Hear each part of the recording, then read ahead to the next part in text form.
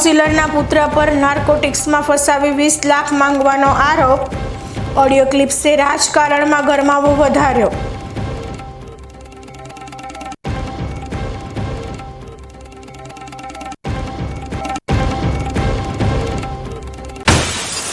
પાલનપુરમાં પ્રતિબંધિત દવાઓનું racket ઝડપાયું.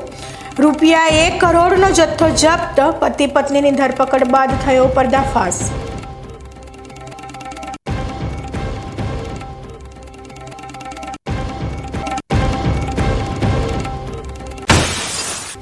Deesa cricket મેદાન પર ભવિષ્યના સિતારાઓની ખોજ. અંડર-14 ટીમ માટે યુવા પ્રતિભાઓનું કૌશલ્ય પરીક્ષણ.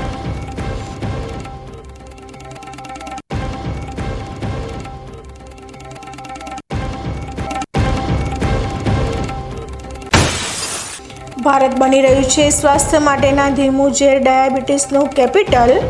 યુવાનો વધી રહેલા ડાયાબિટીસને રોકને અટકાવવા જાણકાર તબીબોએ આપી સલાહ.